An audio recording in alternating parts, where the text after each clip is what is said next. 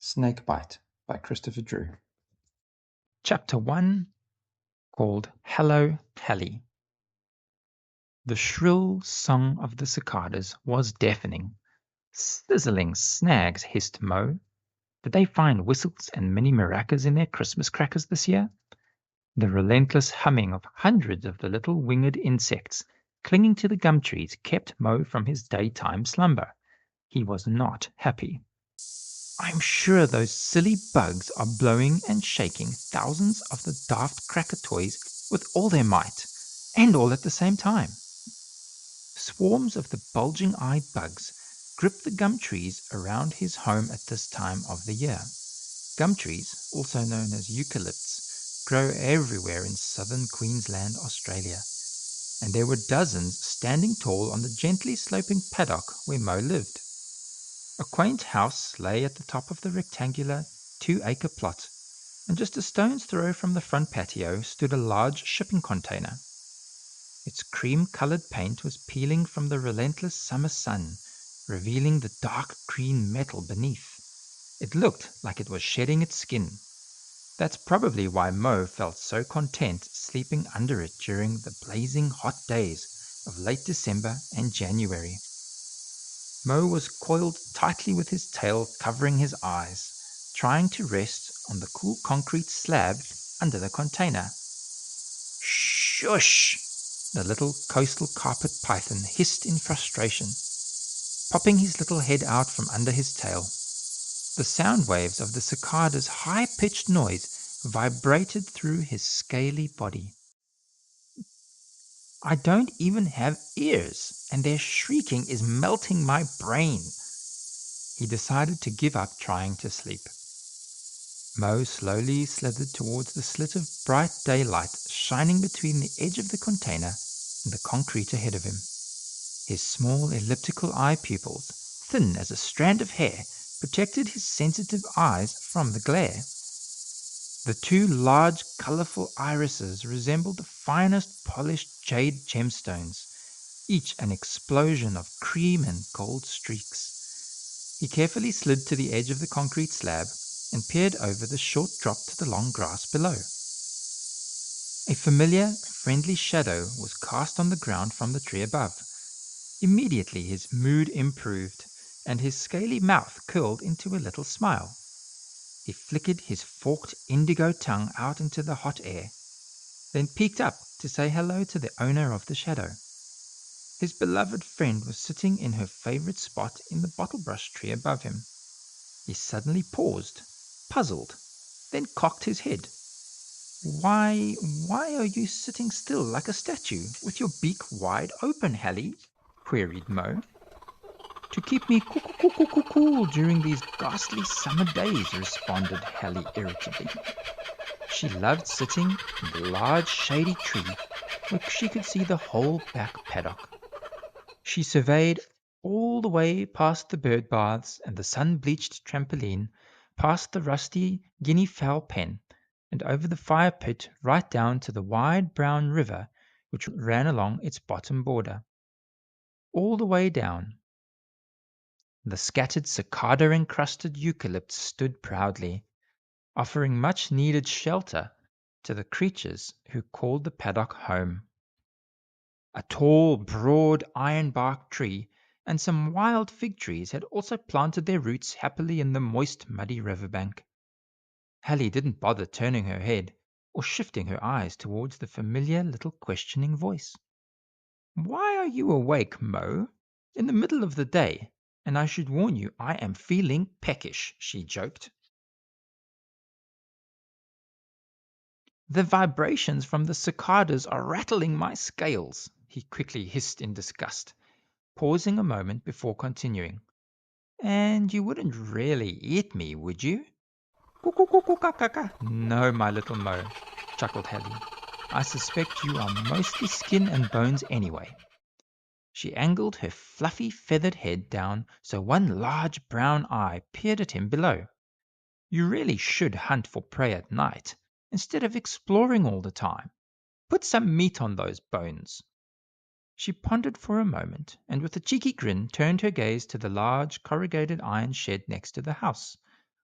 It had 2 roller doors and a flat iron roof. This was where Mo's brother, Ray, and his sister Leah lived and slept during the day. Now, your brother Ray, he would make a nice juicy snake snack for me. He eats 3 times as many mice as you do. In truth, Hallie the Kookaburra would never eat the 3 young coastal carpet python siblings. Over the years, she had lost the urge to catch live food, even plump young snakes, which are a particular favorite for kookaburras. After all, the humans who lived in the vast paddock, where her favorite bottle-brush tree stood, provided all the local birds with a smorgasbord of treats for breakfast, lunch, and dinner. Hallie had been gorging herself on large chunks of pet mints for far too long to bother hunting. Lately, in fact, she had begun to snap at the resident lorikeets and cockatoos. "Oi, I'm just fluffing my feathers," she would respond when they taunted that she was rounder than usual. They all knew she was growing rather plump, but kookaburras can give a nasty bite with their strong curved beaks, so most birds didn't push their luck, wisely returning to their feast of rolled oats, fruit, and sunflower seeds. "I suppose I should hunt more," admitted Mo. "But there's just far too much to discover in this wondrous world for me to waste time searching for a motley mouse." Although she acted tough, gruff, and would normally be a snake's worst nightmare, Hallie secretly loved sharing her wisdom and care with the 3 snakelets. Young Mo was the smallest of the 3 carpet pythons and had a unique shape in his gorgeous patterned skin. Hallie, a creature of far flights and travels herself, had aptly pointed out that if one looked closely, it perfectly resembled the outline of the Australian landmass. "You know, Mo," reflected Hallie, "speaking of your unusual taste for adventure, I'm not at all surprised you have that Australian-shaped pattern on your back. You're like an intrepid explorer with his map at the ready.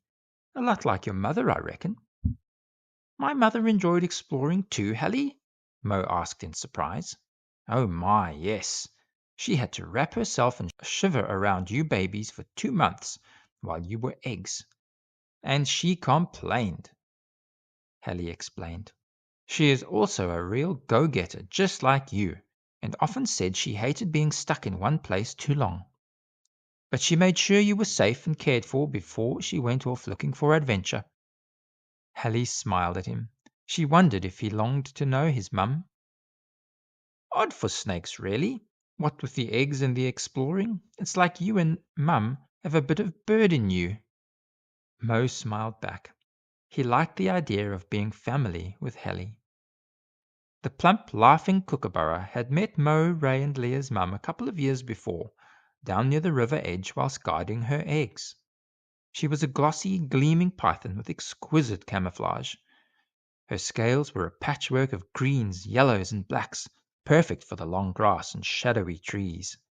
She also had a unique golden caramel streak running along her sides like a thick thread woven into a tapestry. Hallie reckoned Mo's mum was big enough to have easily made a meal of her instead of the other way around.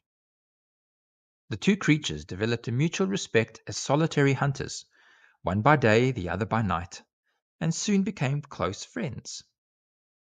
Mo's mum explained to Hallie that she must shiver over her eggs to keep them a stable temperature and healthy, but she would have to leave them as soon as they were ready to hatch. Hallie assured her she would keep a keen kookaburra eye on her babies. When they were born, Hallie named them Mo, Ray, and Leah, after the human scientific genus for carpet pythons, Moralia. She once overheard the humans talking about snake names and was very proud of herself for remembering that one.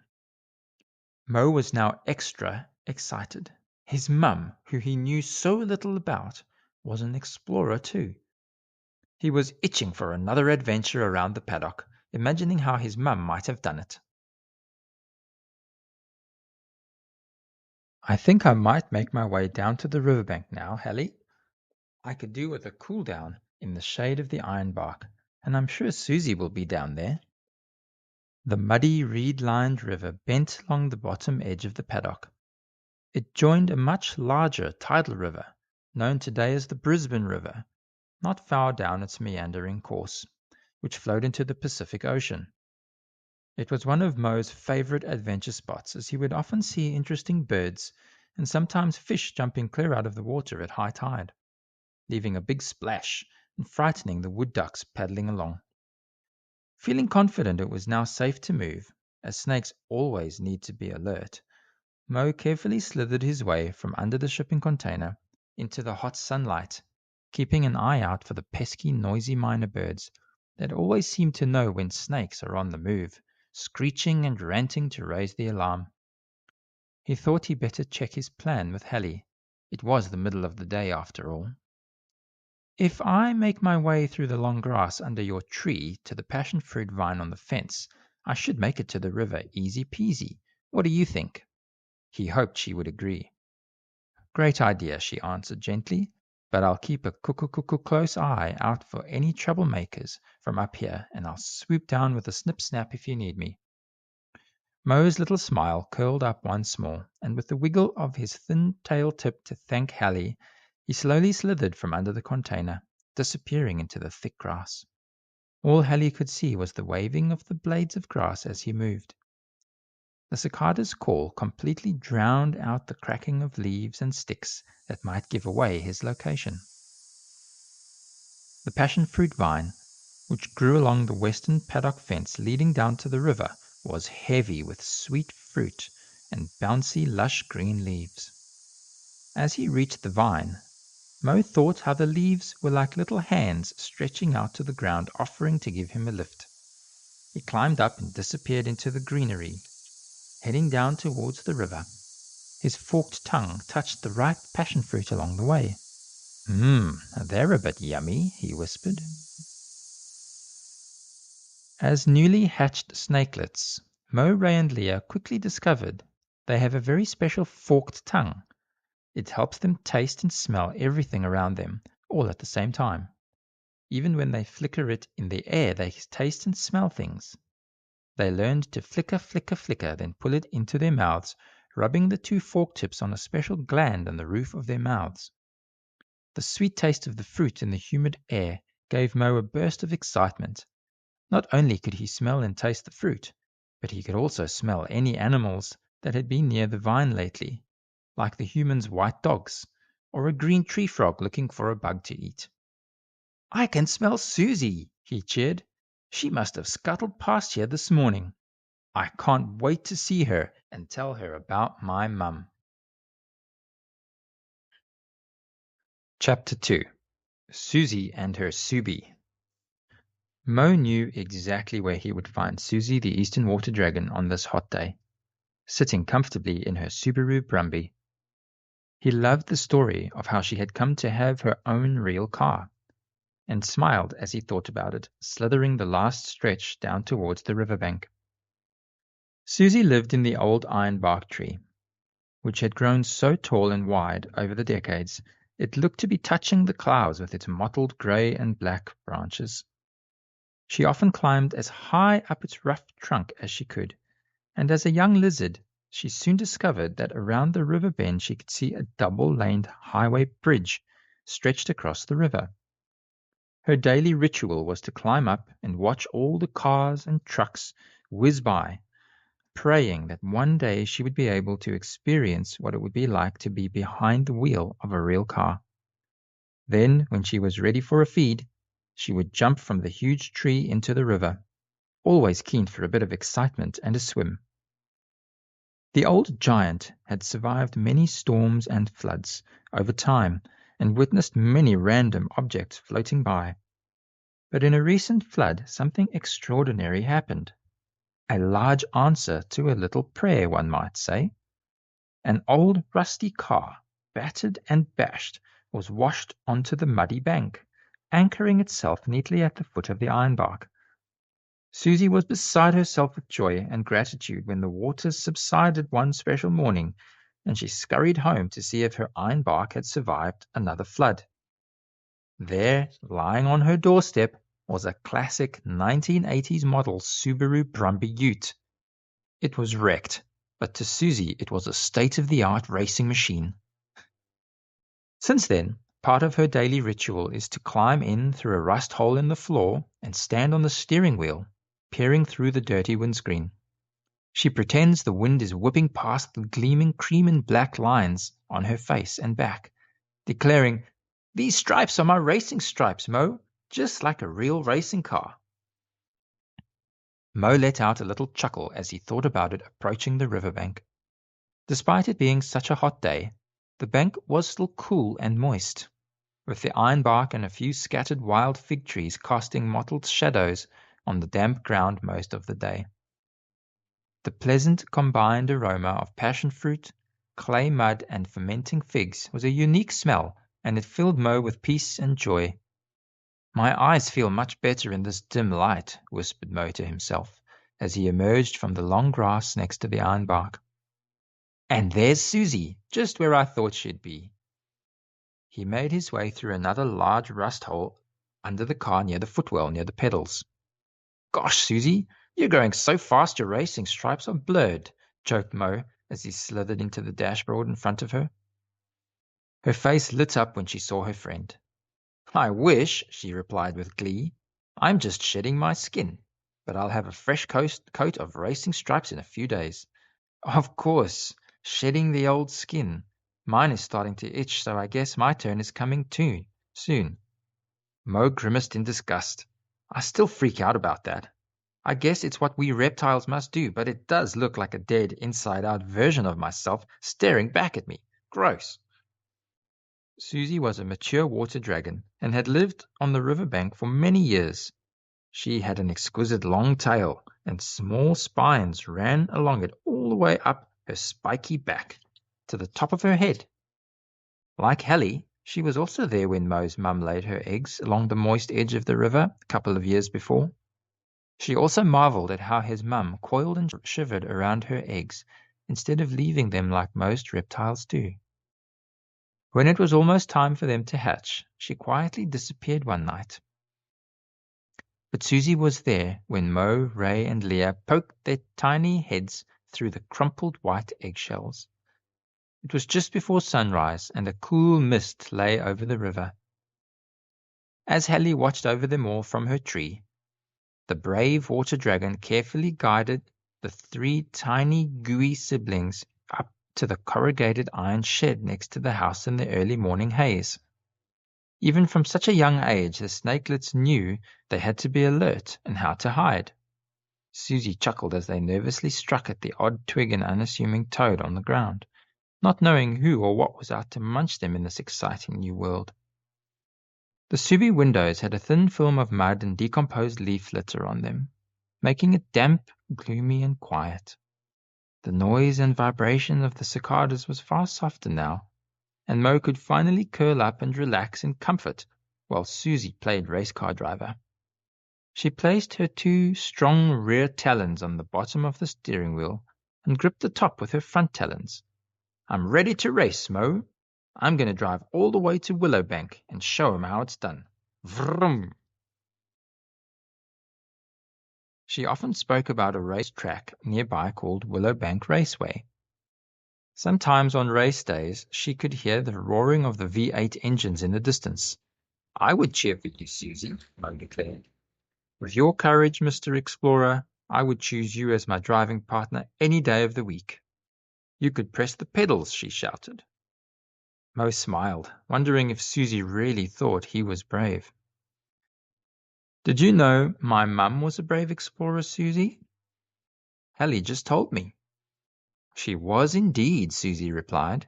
"When you were about to hatch, she told me she was itching for a new adventure." Mo looked out, watching the rippled river curve around the bend. His highly sensitive belly scales could feel the rattling, clinking, and clanking of the highway bridge. He pondered all about the humans and their cars traveling from Mo's side of the river to, well, the unknown side. Since hatching, Mo explored every inch of his home territory. He had already climbed every tree, peering into the distance, and had stealthily zigzagged all the long grassy areas.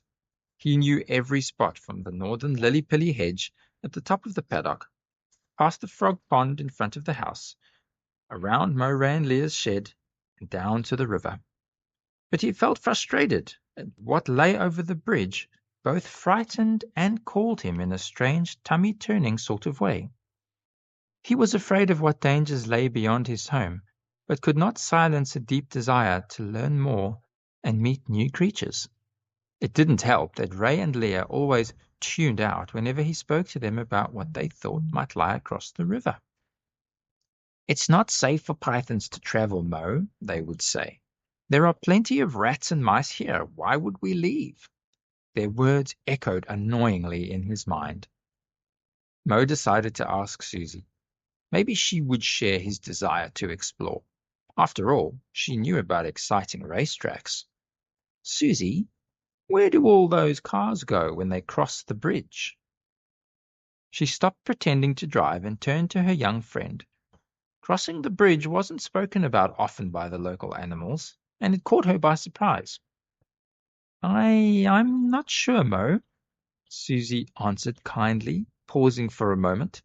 She realized she probably misled him about actually racing a car far away from home. "I think they just go backwards and forwards all day. They never stop and look or listen to the river. It's a shame." Mo nodded. "It is a beautiful place to live, isn't it?" He coiled up and lay quietly for a while, feeling content to be with his friend. Susie relaxed and returned to her make-believe. "But what about those really big cars with the huge boxes on their back?" he suddenly blurted. Susie slipped off the steering wheel with a fright, landing on the muddy leather seat next to Mo. Thud! She sighed and smiled patiently, deciding to give her inquisitive young companion her full attention. "Oh, the trucks, you mean?" she calmly answered. "Yes, they carry all sorts of things all over this land, Australia. The humans just love things." "What sort of things? Other creatures?" Mo's imagination ignited, and the ideas of what other interesting places and animals existed beyond the bridge captivated him. Well, one night a truck broke down near the bridge," began Susie. "Yes, go on," prompted Mo impatiently. "It was such a cool, calm night I could hear animals talking and moaning amongst themselves. I climbed the tree to hear a little better. They said they were sheep, and they had come from a farm in the outback." "Sheep? I have never heard of a sheep before. What did they look like?" Mo had lifted his head high off the seat by now, enthralled by the story. "I couldn't really see in the dim street lights, and the bridge is rather far, but they seemed a bit like the white, fluffy dogs who live up at the house with the humans, only bigger." "Sizzling snacks," hissed Mo slowly and quietly in wonder. "They said they still had far to travel, so I reckon those trucks go places we have never heard or dreamed of." Mo smiled at the thought. "Hallie says I have a pattern shaped like Australia on my back. Can you show me where we are and where the outback is?" She didn't want to encourage him about exploring, but could see he was excited and didn't want to disappoint him. She pointed one of her talons carefully toward the map on his back. "We're about here somewhere," she suddenly gasped in surprise. "Oh my! What is it, Susie?" Mo coiled around to look at his back. "Did you know you have a bright golden scale right on the spot on your map where we live here in Queensland? It is remarkable. You really are a special snakelet." Susie took the tip of Mo's tail and poked it on the scale on Mo's little Australian map-like mark. Mo giggled a little as it tickled him. "We're in the east of Australia, right?" he asked. "And the sun rises in the east? That's where Hallie says she must look before she says kuku in the morning." "East, correct. That's why humans call me an eastern water dragon." Then she pointed his little tail towards the middle of the shape. "That's pretty much the outback." "Okay, so that means the outback is west of us, where the sun sets." Mo pondered for a moment. The sun looks kind of close when it sets. How long would it take me to slither there and back? Half a day? I want to meet some sheep, and maybe if I'm lucky, even some other snakes. I bet there are amazing snakes out there. Susie stared at Mo in shock. She knew he was going to want to explore and regretted giving him the idea. He was only a small, thin snake, and Susie worried what would happen to him away from the paddock. Mo, it would take you months to slither there. The sheep had been on a truck for the entire day, and you see how fast they go clinkety-clonk over the bridge every day. In any case, it's too dangerous for a little snake like you. Mo nodded and dropped his head again. Sizzling snags. Australia's that big, My little map is obviously much smaller by scale. Yes, your scales are smaller by scale, giggled Susie, nudging him with her tail. But Mo was not in the mood for puns or wordplay. Ray and Leah are always telling me to enjoy our little paradise here. Go find a plump mouse, then curl up in the garage roller door for a few days. That's living. Maybe I should listen to them and just be a normal python. You have Hallie and I. And of course Ray and Leah here, Mo, and even though you don't get along, the noisy miners are company too, I guess. Thank you, Susie. Mo knew she had a point, but he couldn't stop thinking about his explorer mum and what adventures lay beyond the bridge. Susie felt terrible for getting him excited about going to the racetrack. I was only dreaming about the racetrack, Mo. Reptiles like us aren't meant to go on adventures. That's okay, he replied. I had better head back. The sun is going down, and Ray and Leah will be waking up to go hunting soon. They'll wonder where I am. The paddock was now a grassy canvas striped with late afternoon shadows. The house, shipping container, and trees were dark silhouettes against a warm orange and pink sky as Mo slithered up the slope. On a thick branch of the bottle-brush tree, the small black figure Mo knew so well began her early evening cackle.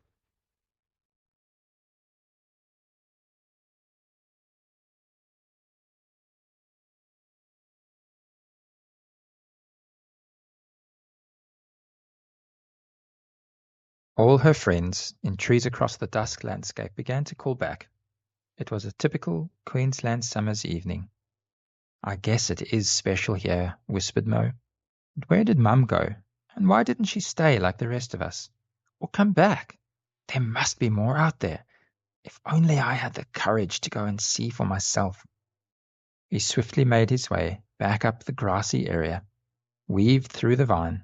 He took a shortcut under the trampoline, all the way to the iron shed, curled up in his roller door, and waited for nightfall. Chapter 3. No Shivers for Mr. Slithers. The sounds of the birds and cicadas were replaced by crickets chirping in harmony from all directions.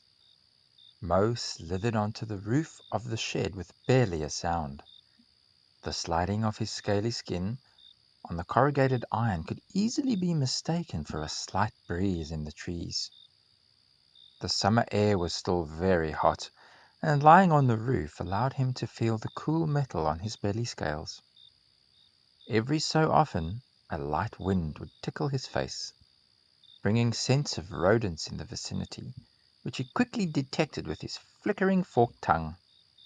He could also smell the pleasant fragrance of frangipani flowers growing just below him, which he strangely enjoyed, much like the passion fruit aromas he enjoyed earlier. His elliptical eye pupils widened like overinflated rugby balls in the darkness. All the starlight from the cloudless sky poured onto his small retinas, his inquiring mind awash with wonder. "Those little lights sure are bright tonight," he whispered. "They are called stars," hissed Leah gently, as she silently slithered off the frangipani tree towards Mo. She spoke slowly and quietly, and her little forked tongue always stuck out of her mouth slightly, just like she had swallowed a tiny mermaid who refused to go down her throat without a fight. "Hello, sis," he responded with delight. "Stars, you say? They look far away." "The little humans talk with their opa when they lie on the trampoline at night. The old man human told them they are like the sun, a fire burning so far away we could never get there in our lifetime." "Sizzling snacks! But if they're like the sun, then I'm glad they are far away so you can come out with me at night," smiled Mo. You see, Leah was a special python. She was what's called leucistic. This meant that her skin and eyes were a very light cream and caramel color. She was extra sensitive to sunlight and could get sunburnt very quickly. "Mo, I'd love to go on adventures during the day with you, but we are pythons after all, which means we're nocturnal," she giggled. "Maybe one day we can pull one of the Omar human stockings off the washing line for me to wear. It can be like my sun shirt. Then I can see what gets you so excited about all these travels." The two little pythons chuckled. "It would be a shame to cover you up with a stocking. I've always thought that you look like that vanilla and caramel milkshake the little girls spilt on the trampoline once when they were doing their backflips. A real artwork." Mo turned and looked away. "Besides, Susie thinks I shouldn't dream of adventures anymore." Leah could tell that he was upset. "Oh, Mo, I am sorry." She paused, not sure what to say. "But we really do have everything we need right here." She tried to make him feel better, but Mo had heard it all before. He raised his eyes, waiting for her next familiar words. "Anyway, how different could it be out there, from the top of the ironbark?" "It all looks the same," Mo interrupted, completing her sentence. "Where is Ray?" he continued in frustration. "Maybe I can finally convince him to come. Susie told me about a new animal, a sheep, from a place called the Outback. And I'm sure he'll be interested. He probably wants to eat it." Just then, a loud crunching and creaking sound came from the shed roof gutter. The metal creaked under the weight as the heavy creature moved through it, crushing the dry leaves and twigs in its path. Suddenly, a broad, scaly head popped up. "Did somebody say I could eat something?" "Ray!" hissed Mo and Leah, looking at each other with a smile. "That's all you ever think about." Ray was a dark green and black colored python, who had grown much longer and thicker than Mo and Leah over the last couple of years. His head was wide and muscular. Even the tip of his tail was as thick as a barbecue snag. He had a real taste for rodents, and discovered early in life he didn't have to travel far to find his favorite tea-time meal. The humans kept their birdseed in the shed, so there was a steady supply of rats and mice all the time looking for a cheeky meal from the seed. Ray knew when that he could smell lavender flowers in the air, the temperature would be warm enough and stable enough to safely digest his food without making him sick. See, he was happiest around 27 degrees Celsius. Mo, Ray, and Leah knew from birth, like all snakes, that they need the outside temperature to regulate their own temperature. This year, when the lavender scent touched the forked tip of his tongue, he wasted no time heading down to the seed bucket for his buffet, night after night. He had already shed his skin several times this year. "Mo, as much as I like the idea of meeting and eating a sheep, corrected Mo. "Sheep, whatever. I must keep the shed free of mice and rats for the humans. The Omar human relies on me." She is petrified of you. What are you talking about? Sneered Leah. Well, every day she collects the bird seed, and she closes her eyes and sings a song to me. I know you're here, Mr. Slithery, and always make me so shivery. But from my seed keep the rats away, and I will let you stay and play. Remember to only dine at night, or I will get a terrible fright. If you follow our special deal, you will always have a furry meal. Well, aren't you special? Laughed Leah. Ray stuck out his tongue, then looked Mo up and down, slowly from head to tail, shaking his head in disdain. Mo, mate, snakes are not meant to travel. Just look at you. I can see your ribs in the moonlight. You need to give up this obsession you have. There is nothing more to learn out there. Besides, you're too thin and weak. Now come over to the gutter. I have a surprise for you. Mo slithered with his head low, feeling embarrassed. He peered into the gutter. Ray had brought Mo a small rodent treat from his buffet. It was shivering and covered in leaves and mud from the gutter. Sizzling snags! Mo did not know what to say. Thanks, Ray? He looked down at the frightened, dirty mouse, feeling very silly that his brother caught his prey for him. Now eat your tucker and put on some muscle, mister, hissed Ray. You can come catch the weak ones when I'm full. With that, he clumsily and noisily flopped down onto the frangipani tree below the shed roof. Mo watched as he slid back into the shed, making a beeline for the seed bucket. This might seem like a good life for any python, but Mo just couldn't get used to the idea of doing the same thing every day like Ray. He looked at Leah, who could see he was discouraged and embarrassed. I don't want to just be a normal fat python, hissed Mo, lifting his head and staring up into the stars. I want to be brave and daring and explore. No one thinks I can. He slunk down, muttering under his breath. Now I'm not even sure if I can. It's better for you to stay here, Mo. You can grow brave and daring right here where it's safe. As the words left her mouth, she knew that was not true, and not what he needed. He would only ever become brave and confident, satisfy his love for exploring, if he left the safety of Helly, the provision of Ray, the comfort of Susie, and the care that Leah gave. Then for the first time she suddenly noticed the golden scale on his back, reflecting and shimmering in the light of the moon. He really is special, she thought. She took a deep breath, finally knowing what to say. Mo, you must do what your heart and skin tell you. He looked back at her in surprise. She smiled, glanced at the Australia-shaped pattern on his back, and slithered effortlessly off the roof. Mo looked at the little snack quivering in the gutter. He slid across the roof towards it, curling around it, flickering his tongue on its fur. It squeaked and shivered.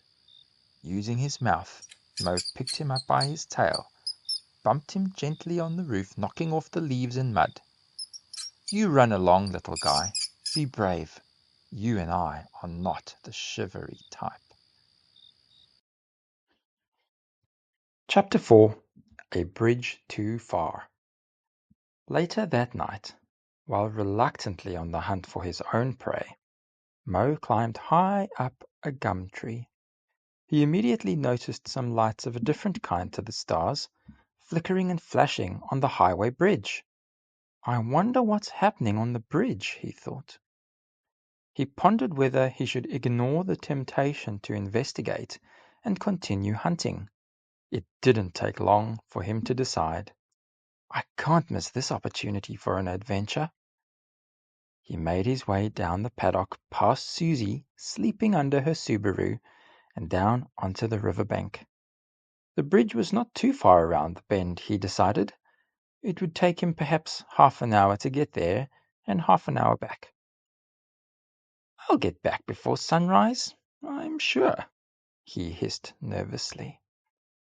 As he slithered through the tree line along the bank towards the bridge, he felt relief as the rustling leaves and pine needles scratched his itchy scales. He had forgotten about his shedding skin and was grateful for the scratching. He flickered his little tongue in and out as he went, picking up all the smells. He eventually reached the foot of the bridge. It looked tall and dark. He climbed the bank leading to the top, carefully peered over the railing. "Sizzling snags!" he shouted, quickly pulling his head back. There were humans, lots of them, and the flashing lights were so colorful. The people were all wearing shiny orange and silver vests. Some were holding what looked like big flat lollipops, as tall as they were. The lollipop people seemed to be stopping cars and traffic from crossing the bridge. And a big machine with a large roller was driving along the bridge, squishing a hot, steamy black goo.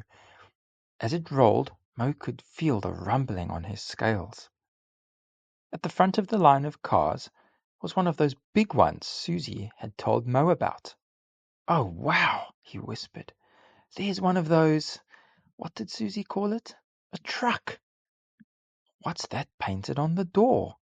It looks like a snake." Mo didn't yet know that many Aussie truck drivers painted pictures and designs on their trucks for fun and decoration. Mo couldn't contain his excitement. The thought that maybe the truck was carrying snakes urged him to try and peek inside.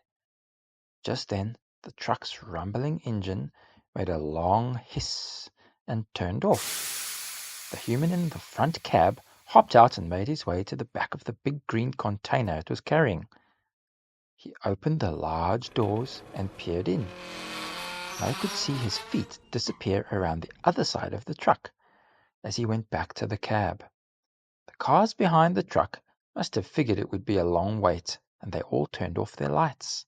This was his chance. I must see what or who is in there. It could be sheep. But to meet a new snake, different to me, would be the best discovery ever. He figured his best option was to slide over the railing, carefully slither under the truck until he reached the back. Then he'd peep in and hopefully meet some new friends. He could have a quick chat and be back home in no time. He managed to get to the back undetected and stretched as high as he could, almost standing on the tip of his tail. It was dark in the container. "Hello? Any pythons in there?" He heard a hiss from inside the container. Maybe the snakes are a bit shy, like Leah, he thought. Mo couldn't see the driver of the truck coming back yet, and the lollipop man was still slouching on his big lollipop, feet crossed. It didn't look like the traffic would move any time soon. He cleared his throat. "My name's Mo. I'm a coastal carpet python. What are you?" Mo could vaguely make out the shape of a snake deep in the container and slithered in to get a closer look. When he reached the shape, it hissed abruptly and expelled icy cold water vapor. Mo jumped clean off the floor. "I almost shed my skin right here on the spot," laughed Mo to himself. The snake he thought he saw was a frosty pipe, which led to a big white box bolted to the top of the container. What a strange machine! It must be keeping something cool in here, and Frosty the snow snake is not the friend I had in mind. He decided it was time to get home. He had had enough excitement for the night. As he turned around to leave, the cars behind the truck started their engines, and like the sequence of a long trail of dominoes toppling over, their lights switched on, blinding Mo for a moment. He slid behind a wooden box tied to the wall. Before he could think of a plan, the driver of the truck appeared. A violent noise vibrated through Mo's scales. The huge back doors of the truck's box crashed closed, and Mo was thrust back into darkness. "No!" he cried. "Think, Mo! You have to get out before the truck crosses over the bridge." Carpet pythons have remarkable sense in the small pits along their lower jawline. These allow them to see in the dark using thermal imaging, seeing heat amongst cold. But it was too cool inside the container. Mo couldn't see a thing with his eyes or his heat pits. His forked tongue flickered frantically, but all he could smell was a sweet combination of aromas coming from each direction. Suddenly his belly scales began to rumble and shake. "The truck engine is starting," he hissed. It was too late. He was stuck, and the truck was now rolling over the bridge. Mo slithered around the inside of the container, first trying to find an exit, then simply for a warm place to curl up as the cold pipe sprayed cold water vapor. The truck vibrated and swayed as it drove, so he had to make sure he always had the tip of his tail curled around something as an anchor. The hissing pipe had made the container temperature drop quickly, and Mo was starting to feel slow and sleepy. "I need to find a place to shelter," he thought frantically. As he squeezed in between two tall stacks of boxes, he could smell a familiar sweet smell that reminded him of home. "I know that smell. Passion fruit. This truck must be taking fruit somewhere. If I can find the box, I could curl up in between them and keep me warm." He flickered his tiny forked tongue rapidly, left and right, then back into his mouth, letting each tip touch the back of his mouth where the special gland is. By sensing if the smell was stronger on his right or left fork tip, he could tell which way to go. It was stronger from the left. He quickly climbed the stack, and at the top found a rough wooden box, which felt rather soothing on his itchy skin. "Oh, great," he muttered to himself. "Am I going to shed in here and have some creepy clone to keep me company?" He resisted the natural urge to hook his skin on a rough edge of the box, and pushed his way in the lid. It was already warmer in the box, and the smell of home helped to calm him. "I'm hungry, I'm cold, and I'm itchy," he said to himself. "Not what I'd call a great first adventure. There's nothing I can do now but curl up and preserve my energy until daylight. Maybe if the light shines through a crack or a hole, I'll be able to find my way out of here then." With that, he hooked his thin tail tip around the top of the lid and pulled the box closed. He muzzled his way deep into the passion fruit and curled up into a tight coil, covering his eyes. "Good night, family," he whispered. "I hope something amazing comes from this adventure, and I'll be home soon to tell you all about it. Braver and bolder and wiser." He couldn't resist the cold any longer and drifted off to sleep. Chapter 5. Do you want a piece of me? Mo had not felt warmth on his scales or seen light for a couple of days and was feeling very unwell. During the trip, Mo had woken with a jolt as the truck stopped several times, sometimes for a long time, but the driver never opened the doors, and there wasn't so much as a pinprick of light anywhere. He peeped out of the box every now and then, but it was black, and so cold his heat pits didn't even register an image. He was feeling terribly hungry and thirsty, which made him very cranky and woozy. Suddenly, the truck leapt as it hit a large pothole, shaking the container and causing a gigantic ruckus. The produce boxes toppled over. Mo was wide awake now, and luckily his box was still upright. He peeped out of the lid. With a screech, frosty pipe broke away from the white box and let out an enormous sigh as though it was dying. Mo squealed and dove into the crate deep below the passion fruit. On his way down, his skin peeled off, leaving an intact copy of himself hidden amongst the fruit, but he didn't realize it. I think Frosty the Snow Snake has hissed his last hiss. My little traveling winter box should soon warm up. Feeling hopeful, Mo decided to see if the jolt had opened an exit for him out of the container.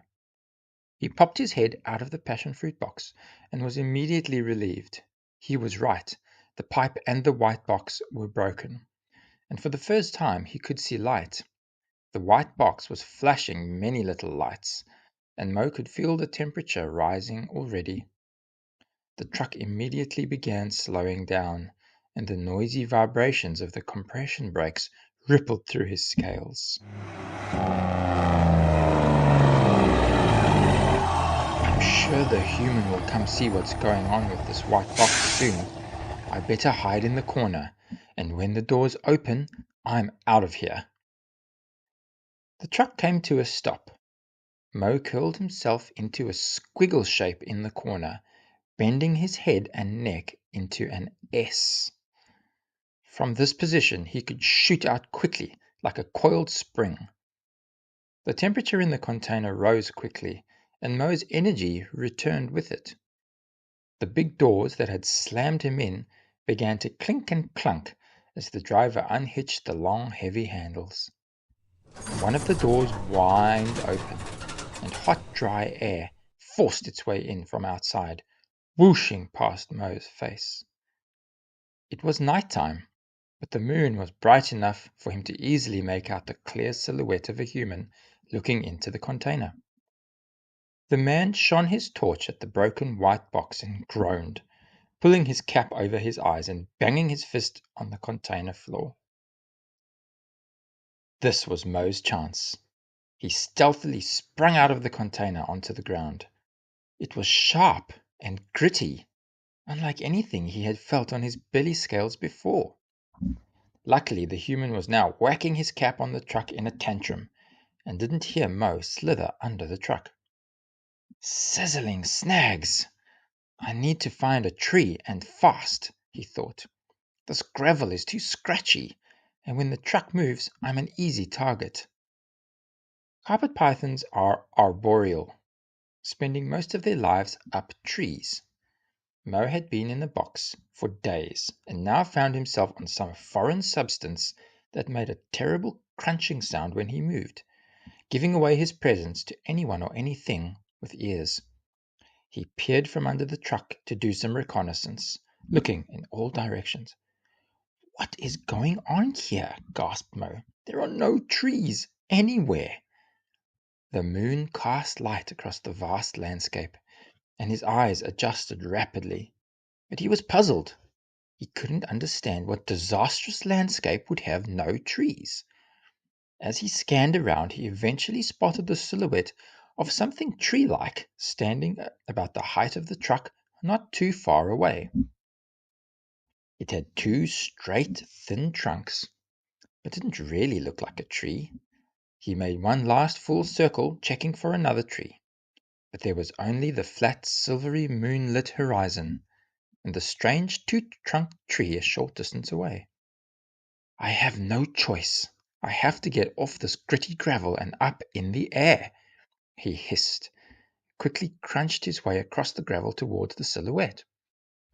When he arrived, he quickly realized the trunks were really two metal poles, and the tree was a road sign. It's better than nothing, he thought, and quickly concertinaed his way up the pole. At the top of the pole was a large steel sign, but it was too dark to make out any symbols on it. He couldn't read, of course, but he could possibly make out some pictures that could orientate him. Exhausted, Mo folded himself neatly over the top, dangling evenly over each side like a rolled-up rope. The truck driver was still moaning and crumbling as he tinkered with tools and hopped in and out of the container. Then Mo saw him pick up the passion fruit box to put it back on its pile. He reached in, probably wanting to grab a snack for the road, and pulled something out. He shone his torch on it and let out a high-pitched shriek, tossing the frightful object out the doors in a panic. He obviously wanted to get back on the road, because he nimbly shimmied out the container and slammed the door shut. In the moonlight, Mo saw him mumbling and could make out the words, "Not getting bitten here, mumble mumble, nullarbor." The driver carefully shuffled on his tippy toes to the driver's door, pointing his torch before every graceful step. Finally, he hopped in, slammed the door, and started the truck.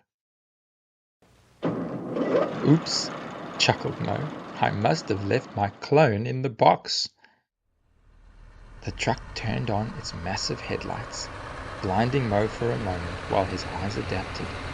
The compression brakes let out one last hiss, as if to say goodbye and good luck to Mo, and it slowly rumbled past the sign back onto the dark highway that led into a horizon of stars. "Nullarbor," thought Mo, as he listened to the roar of the truck slowly drowning out miles away in the distance. What or who is Nullarbor? After using such a burst of energy to flee from the truck, Mo felt very weary, and he remembered he hadn't eaten or basked in the sun for a long time. He tried desperately to think of his next plan. "What should I do? Susie, Hallie, help! I'm not brave. I'm scared." He was too exhausted to think clearly and fell asleep, hanging limply over the top of the sign. We are up to chapter 6. Nullarbor means what? Mo could hear a metallic clinking sound, something like wind chimes. "Stop banging on the garage door, eh?" Mo muttered, half asleep, his tail covering his eyes. This time the sound was faster and louder, rattling the road sign he was folded over. Mo was awake now, and realized he could feel the warmth of the sun on his scales. The energy from the sun is an important source of strength for snakes, and he felt a little more himself. He peeked from under his tail and saw the warm orange sun climbing over the flat plateau. "Where is that sound coming from?" he pondered.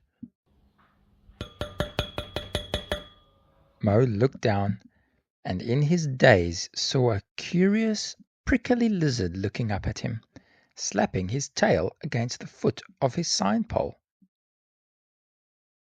Mo was confused and shook his little head. "Susie, is that you?" "Susie? Ha!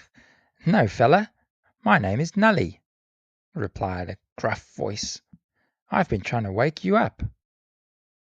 Mo could see more clearly now, and although this little lizard looked similar to Susie, he had a deep rust color along his sides, and a streaky cream and black beard of tiny spikes. His back was spined and mottled, and he had a long striped tail, just like Susie's. Mo felt a burst of relief and excitement wash through his tired muscles to see a familiar-looking friend. "Don't you know Walja and Karnka will be out and about any minute now? You are an easy target up on that sign, fella." "Nullarbor, Walja, Karnka? What the—" Mo moaned in a daze. "What are all these new words? Where the heck am I?" "Oh, sorry, fella. You're not from around here. I'm using a local but very old language spoken by the first humans of this land, the Merning people. I sometimes say their words because my ancestors have lived here for a very long time too. Walja are eagles, and Karnka are crows, and you are in the Nullarbor, fella. It is a very special place." Mo looked up quickly at the thought of eagles and crows, He had hidden from them back home and didn't fancy meeting one right now in his sorry state. He slid down the cool pole onto the scratchy gravel below. "Thank you for the warning, Nully. I'm Mo." "So, I am in the Nullarbor, you say? What makes it special?"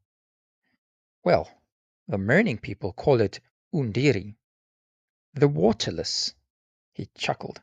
"But today many humans also call it the Nullarbor, the treeless plain. You see, Null means no, and Arbor means tree. This name also comes from a very old language called Latin."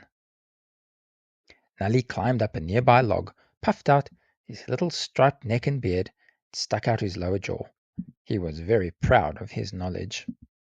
"I like to eavesdrop on the humans when they talk around the fire at their camps." Mo felt weak again and curled up. "What's the matter, fella?" "No trees, no water. What a mess I've gotten myself into," Mo groaned. He lifted his head as high as he could, peering into the horizon. All around him were dry little shrubs. Some were thin and grey, others had small white or blue wild flowers. Between the bushes were tufts of grass with porcupine quill-like blades. These unusual yet pretty plants were divided by a maze of multicolored gravel pathways, created by the creatures that inhabit the strange place. Behind him, the long, straight road cut the vast treeless plain in two, tapering into oblivion in both directions. "I live in trees, Nully. This is not a good place for me. Maybe you or a friend can show me how I can find my way back home?" Nully felt sympathy for his fellow reptile. He wanted to help. "This place is all us Nullarbor mob know, Mo. I hear the camping humans say we are on the far edge of this land, but I don't have a clue which edge, and I don't know anyone else who would. Unless—" He paused for a moment, staring down the quiet highway, but quickly shook his head. "Nope, there's simply no one." Mo suddenly felt dizzy again. "You don't look too good, fella. Let's get you to a shady bush where we can figure this out. You got here somehow. I'm sure we can get you back." Mo could barely move from hunger and exhaustion, so Nully nuzzled under his body and carried him on his back to the nearby shrubs. "I think I have just the thing for you, fella," he said with a wink, before scuttling away at high speed on his two hind legs. Mo managed to curl himself up at the base of a thick, shady bush, and it wasn't long before Nully came running back with something round in his mouth. He gently placed it in front of Mo. "Eat this tucker, Mo. It'll have you back in shape in no time." Mo looked at the little speckled oval snack and didn't think twice about the fact he was about to eat what looked like a tiny rugby ball. His tongue flickered gently, touching the object, and instinct kicked in. He used his last ounce of energy and swallowed it whole, crushing it with his neck muscles as it slid down his throat. "That is delicious," declared Mo with a satisfied grin on his face. "What was that?" "That is a delicacy out here, fella," smiled Nully, puffing his chest out again. "The Merning people call it a mealga egg, but I've heard others call them quail thrush eggs too." "Well, I'm calling them energy eggs," laughed Mo, feeling his strength and mood slowly improving already. "It's going to be a stinker today. Your eyes tell me you might be one of those nighttime reptiles anyway. Am I right?" "Yes," replied Mo. "The sun is a bit bright for me now. I tell you what, let's head to my home before the sun's too high. It's cool and shady there, and I think you might enjoy the view." Nully knew Mo could do with some rest, and he was looking forward to some company. Mo smiled and nodded. His egg snack was already nourishing him. "Lead the way, Nully." The two friends slithered and scampered between bushes along the hot gravel. and before long Mo began to observe tiny little shells on the ground, more and more, scattered everywhere like miniature white ice cream cones, spread all along the ground. Nully, why are there shells here? I thought this place was called Undiri, the waterless. Ha ha, fella, you can't drink it, but there is a very special big water here. Come through this cave and I'll show you. We're almost home. Mo and Nully made their way down into a shady tunnel, carved into the limestone rocks. More little shells were embedded in its walls, and little succulents with purple flowers grew in the dappled crevices. Mo felt a deep rumbling in his scales. Parum! Swish! Then calm. Parum! Swish! Then calm again. Where are you taking me? Mo called nervously, but Nully didn't stop. They turned a corner and emerged into a large shady cavern facing the open horizon. Mo stopped dead, and his bottom jaw slowly dropped. He could see what his scales had felt, the big water. Bright sun rays twinkled and danced on its surface. I forgot to tell you another important First Peoples word. Wenyo. It means welcome. Wenyo to my home, Mo, the Boonda Cliffs of the great Australian Bight. And that is the ocean. Its name is Bilia to the Mermaid people. Mo lay mesmerized, the endless expanse of gleaming sapphire blue water in front of him. White-capped waves slowly rolled towards him from the deep blue, and then out of view as they smashed the base of the cliffs far below them. Parum! Swish! Then calm. This truly is a special place, thought Mo. He stayed there with Nully, tucked away safely in the Boonda Cliffs for a few days, enjoying the view, sleeping and regaining his strength. He often thought of his family back home, and wished they were with him. They would finally see and believe what he had imagined was always out there. New adventures, breathtaking places, and new friends. And he had found it on his own. One morning, as Mo lay basking in the sunshine, which flooded into their tiny little cave, he curled back to look at his skin map for the first time since shedding. He let out a giant hiss in surprise. Sizzling snags!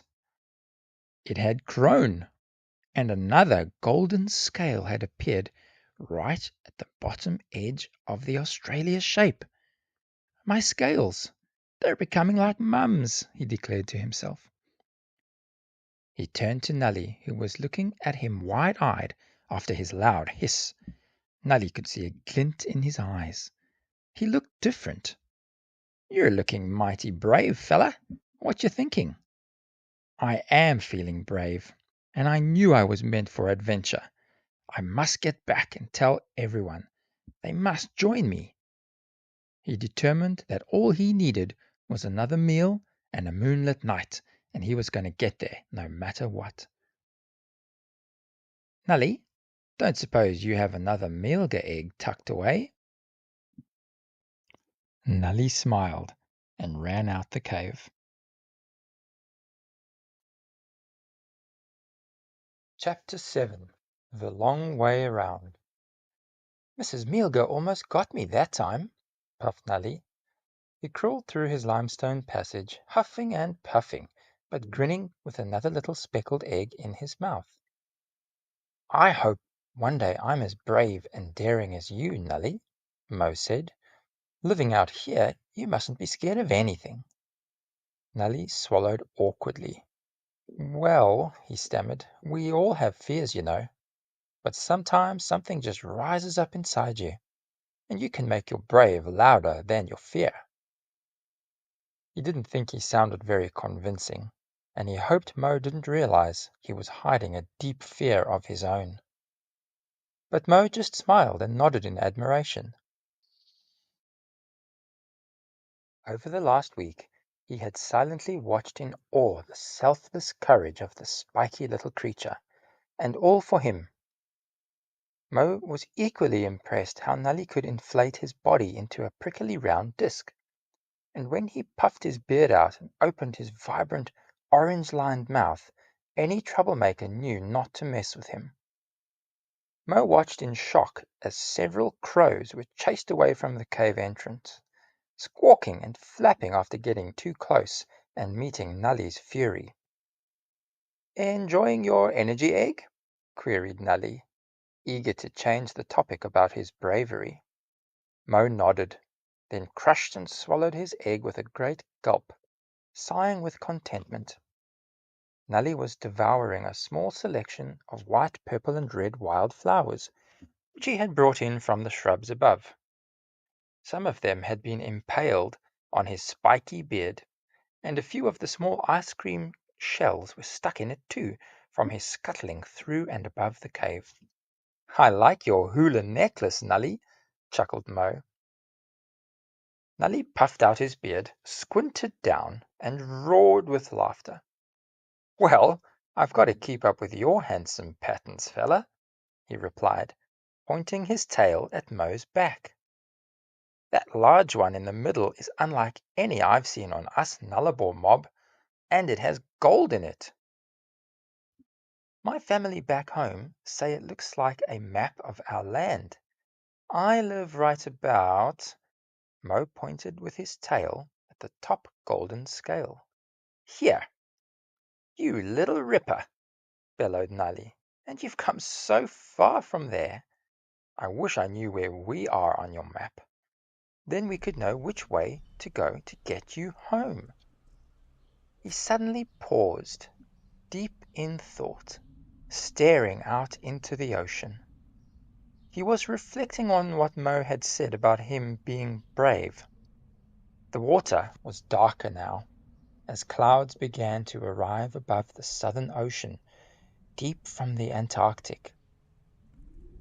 A cool wind picked up and whistled through the limestone tunnels. Nully frowned and nodded, as if to agree with something the ocean and the wind were telling him. He needed to be honest with his new friend. He faced Mo, took a deep breath, and confessed. "You know, Mo, I haven't been completely brave. I have not been honest with you." Mo was puzzled. "What do you mean?"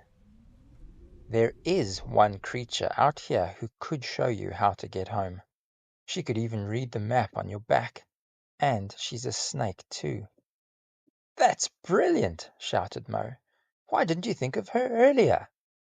"I did, but I never wanted to see her again, so I kept quiet. My fear was too loud." Mo sat quietly for a few moments, then turned to Nully and smiled. "That's okay, Nully," he encouraged. "It's like you said. We can be scared. But that's something that just rises up? Well, that happens when you help others. That's when you turn up the volume on your brave." Nully shivered. "But she eats bearded dragons, and even other snakes. She came this close to eating me once." Nully held his two front claws within a hair's breadth of each other. "But I managed to dodge her and climb up an old wooden wagon near where she lives. Her type are not good climbers, and like to stay around rocks and shrubs on the ground. Very different to you, now that I think about it, Mr. I Need Trees. I need you to take me to her, Nully. And you've proven to me that your brave is way louder than your fear when you help others. That's when it counts for you. You have dodged eagles, crows, and mulgars all week for me." Nully looked up at his friend. He puffed into a round, spiky disc, opened his orange mouth wide, and let out a cry. "Brave!" he shouted, as flowers and shells exploded off his beard, everywhere like shrapnel. Mo ducked as a shell whizzed past him, and the two friends burst into laughter. "Okay, let's do it," said Nully. Thank you for helping me face my fears, fella. With you by my side, I'm sure we can talk to her, find out what we need, and get the heck out of there alive. Hopefully, she understands how important it is for me to get home to my family. We're snakes like her after all, Mo reasoned, knowing Nully was making a sacrifice for him. Can you tell me more about this mysterious snake? Well, her name is Madame Guardar, and she lives at the roadhouse further down the highway where we met. Some humans call her a western brown snake. You see, although she would eat me, she prefers warm-blooded creatures like mice and rats. And that roadhouse is the only place the little blighters thrive out here in the Nullarbor. The humans there throw away food scraps, and the fuzzballs can't resist. Madame Guardar. What an interesting name. She's a legend around here, and she's pretty old. Her name, Guardar, is what some first humans called her in their language. It means to take the long way around. In fact, that is why I think she can help you get home. If she's been the long way round, she surely knows how to read your map. She's been everywhere. Although a bit nervous about meeting Madame Guardar, Mo felt a sense of admiration for this legendary old snake, and was eager to meet her. After all, he wondered, it was his dream to meet a new snake, and maybe they could become friends. "How does she live near the humans without being seen?" asked Mo. "Most humans are not the biggest fans of us snakes. It seems a bit risky." "Oh, just you wait until you see her camouflage, fella. She has amazing colors, and blends in around the roadhouse. In fact, that's how I almost became Roadhouse Brecky. Would you mind telling me about it?" "You're right, fella. Not at all." Nelly found a nice smooth rock to stand on to tell his story. It was the very beginning of spring. I had just woken from brumating. That's when I sleep for a few months and don't eat during winter. But you know about that, don't you? Mo smiled and nodded. Of course you do. Anyway, I needed a good feed and knew I could find some juicy roaches around the bins at the roadhouse. So there I was, having a feast in the sunshine. I was so full my eyelids were drooping. I decided to go have a snooze in the bushes nearby, shuffling along without a care in the world. No humans hang around near the bins, so I was a little too relaxed. All of a sudden, I spot on the ground in front of me a dark shadow in the shape of an S. "Oh no, I know that shape," Mo groaned, shaking his head in agreement. Yep, I looked up, and against the red and brown gravel I hadn't noticed Madame Guarda towering over me. Her glossy, slim black head was outlined by the blue sky, but her body was almost invisible with its speckled, earthy colors. Did she strike at you with lightning speed? Us snakes do that. Luckily, she was still a little cool and wasn't as fast as me, so I dashed away as quick as I could. I ran straight to the old wagon I told you about. Did she follow you? She slithered around at the bottom of the wagon for a while, but swiftly made her way back to her hole. I never saw her again. Incredible. So when can we go, Nully? Asked Mo excitedly. Well, she is a day creature like me, and wakes up to hunt at sunrise. Let's set off just before sunrise tomorrow. Then we'll arrive there at sunset. That way she's eaten her tucker and isn't fanging for a feed, if you know what I mean. Perfect, agreed Mo. Then we can talk to her at dusk, hidden by the shadows. The cool wind and heavy clouds continued to roll in from the ocean. They looked set to keep blowing in for at least another day, and Nelly knew this would help them travel through the next day without shade and water stops. The gloom from the clouds will shade us, and your eyes should be okay too, uttered Nelly. He was feeling a little uneasy as the cave grew darker, and hoped to keep a conversation going to calm his nerves. Mo muttered something, but was already dozing, preserving energy for his epic journey. "Have a good night, fella," whispered Nully. "Sweet dreams, because tomorrow could be a nightmare." Chapter 8. A Whale in the Desert. The waves grew larger and larger through the blustery night, hammering the cliffs like thunderclaps. Mo and Nully were both wide awake now, and a little edgy, each thinking about their meeting with Madame Guardar. The ghostly whistling through the tunnels and rumbling didn't help. Bada-boom! Mo jumped and Nully let out a squeal. Swish! "Should we head off now, Nully?" asked Mo from the darkness of the cave. "I think the ocean is telling us it's time to go." "I think so too, but it's so dark," whispered Nully, not quite sure where to look. "I can't see anything yet." Mo knew he could help his friend. "That's okay. My tongue and heat pits will lead us out. Here, bite gently on the tip of my tail and I'll guide us back out." Mo offered his tail to the greenish thermal image that resembled the shape of a lizard. Nully bit gently on his tail, and the two made their way out of the tunnel, popping up onto the surface of the limestone and gravel in no time. The moonlight broke through the clouds and shimmered on the salt-encrusted bush leaves and berries. "You're amazing, Mo," declared Nully. "You can see in the dark. You're like my own personal superhero." "Superhero?" whispered Mo to himself with a grin. No one had ever thought of him like that before. They were able to safely cover a great distance of their journey in the filtered moonlight. No eagles or crows stirred, and by the time the sun rose sheepishly behind the thick grey clouds, they were nearing the great highway where Nully and Mo had met. They pressed on in a hurry, heading west towards the roadhouse, ducking and zipping between bushes along the roadside. Every time a truck came rumbling past, they would lay low on the ground.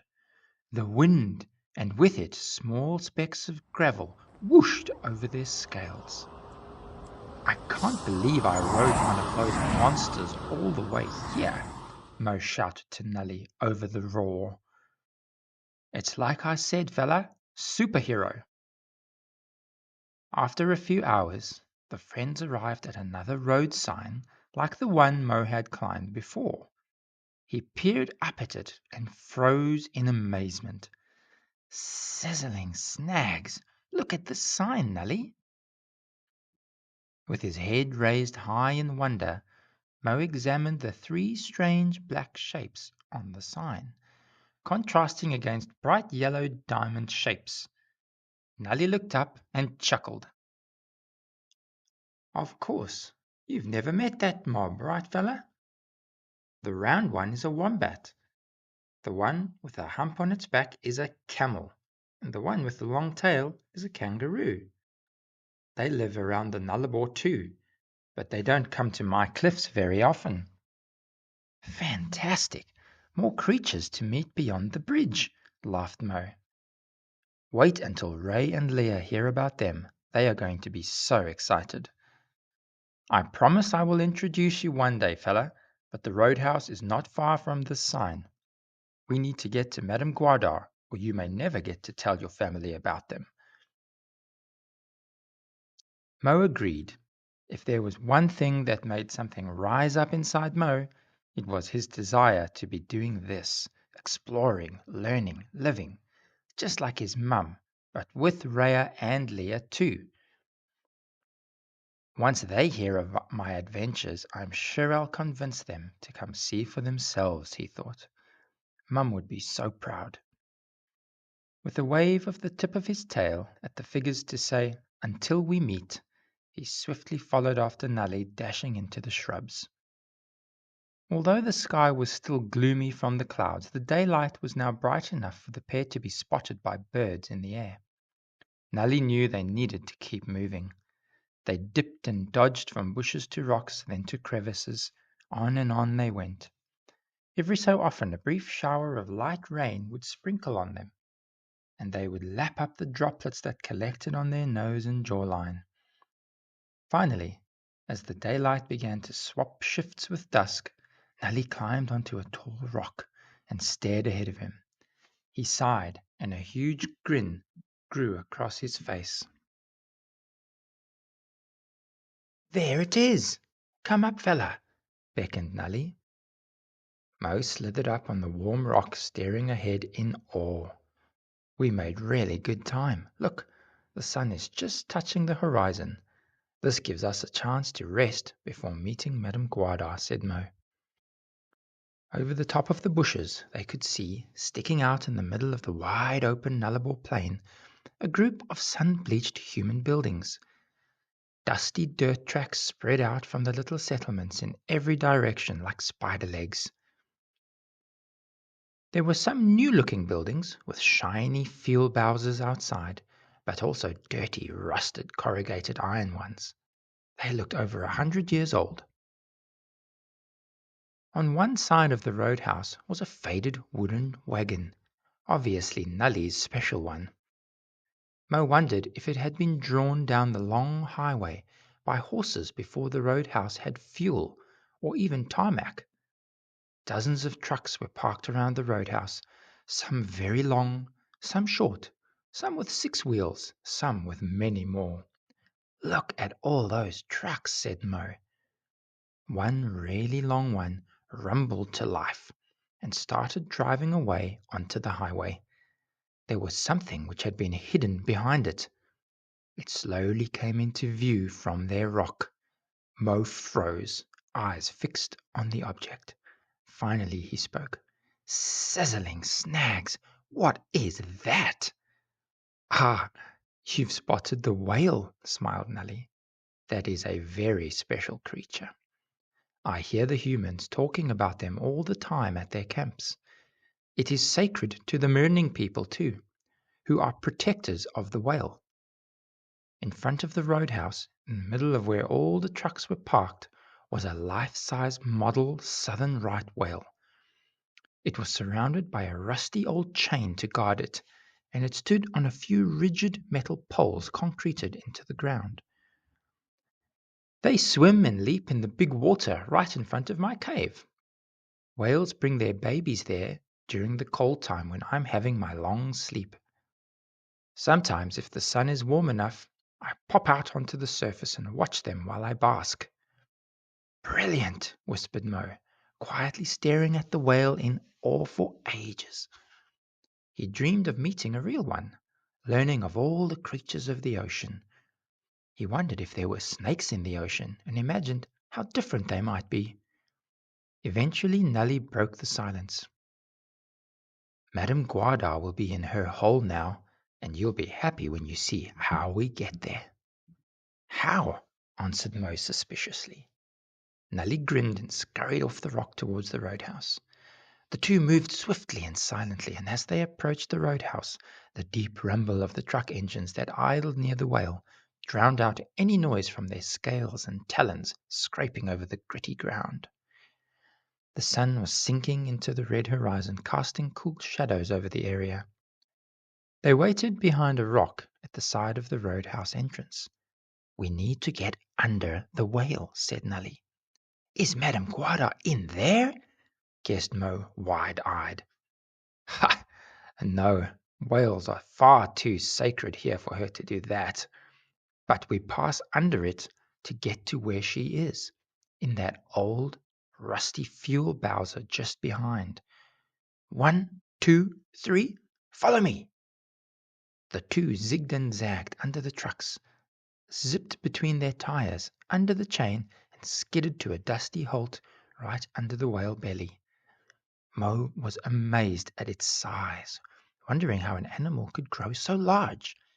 He stared at the large fluke and the flippers, imagining how they could help him swim in the ocean if he ever got to swim in it. "Come on, fella, now's our chance," called Nully, scuttling from the shadows towards the old Bowser. Mo slithered behind him.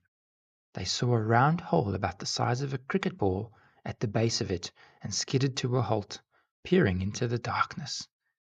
"What do the humans say?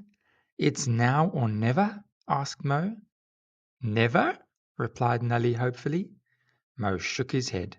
Nully smiled and nodded, knowing the answer.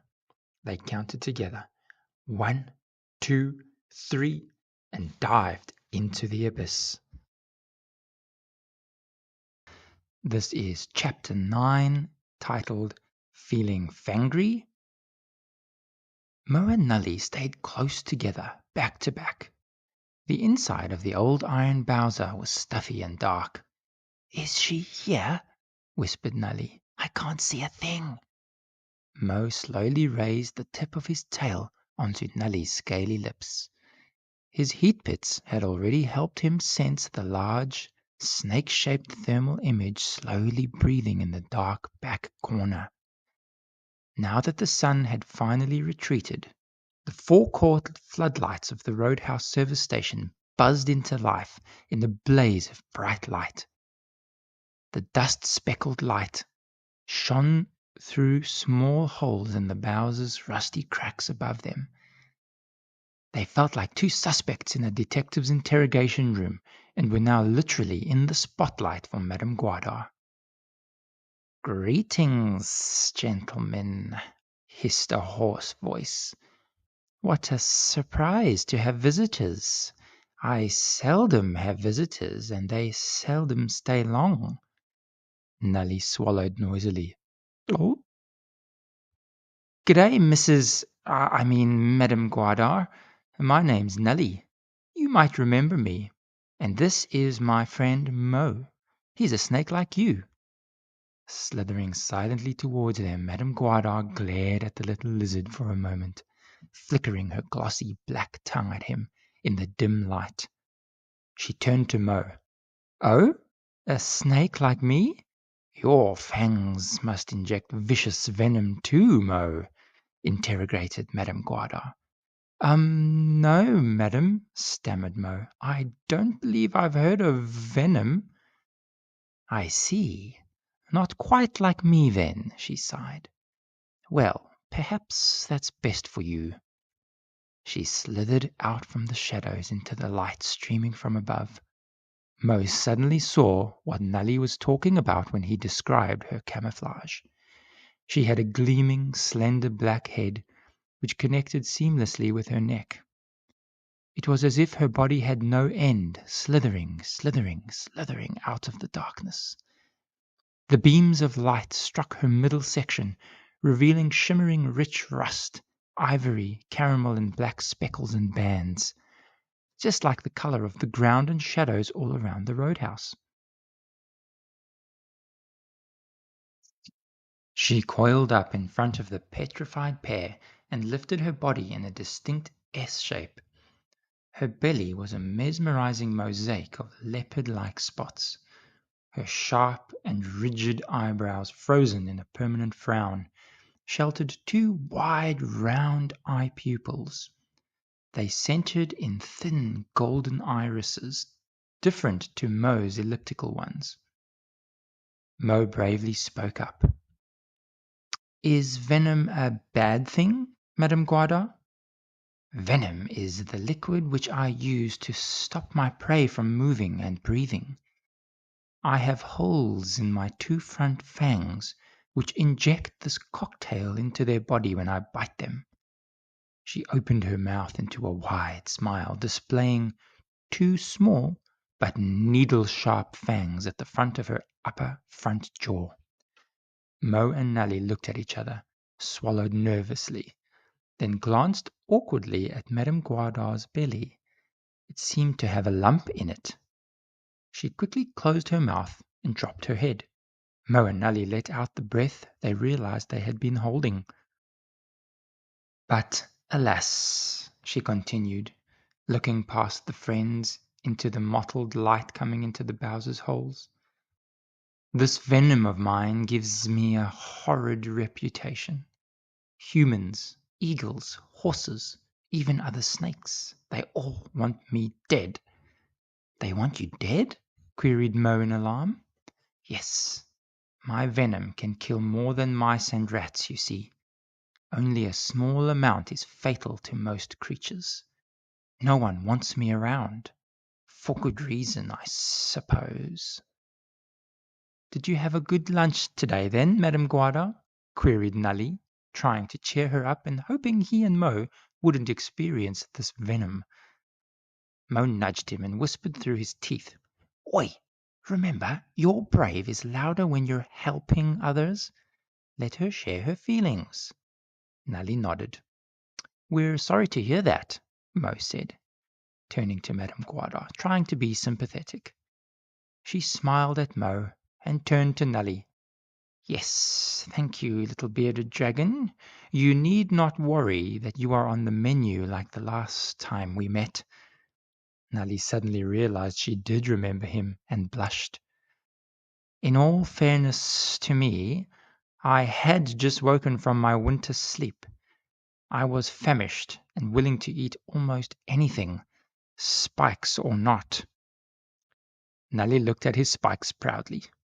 Madame Guarda continued, "I'm sure you've felt, what do the humans call it? Hangry before? Or in our case, fangry?"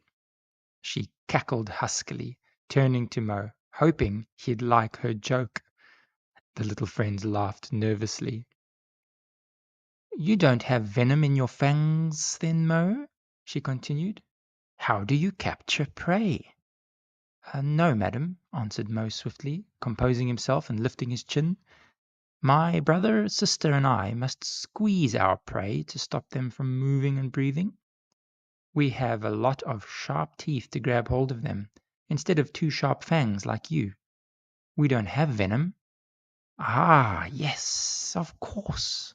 I thought you were a python with that handsome patchwork of patterns on your back." Mo felt pleased to be a carpet python, but could see Madame Guarda felt very alone. Sympathy for this majestic old creature welled up inside him. Here she was, hiding in a rusty, musty, broken field bowser, having dodged car tires, horse hooves, kookaburra beaks, and shovels intent on crushing her all her life. Her part in nature seemed so important, just like Mo and his siblings back home. But that special feature she relies on to survive is what makes her so hated. He decided to encourage her. "I'm sure you are a great help here keeping the mice and rats under control, Madame Guarda. I know the humans avoid you for good reason, but they can't deny you are special and have a purpose." "Why, thank you, little python." She lifted her head higher as though Mo's word had inflated her slightly. She slithered closer to him. "Yes, truly a handsome patchwork of patterns." She looked carefully at his skin patterns on either side of his neck, flickering her tongue as she circled him. Mo decided to get right to the point of their visit. After all, she did say her visitors seldom stayed long, and he was not entirely sure why. "Well, you see, madam, it is actually because of a particular one of my patterns that we're here. A close friend from home told me it is the shape of a map of this land, Australia." Madame Guarda stopped, intrigued about his mention of a map. "Please continue," she hissed.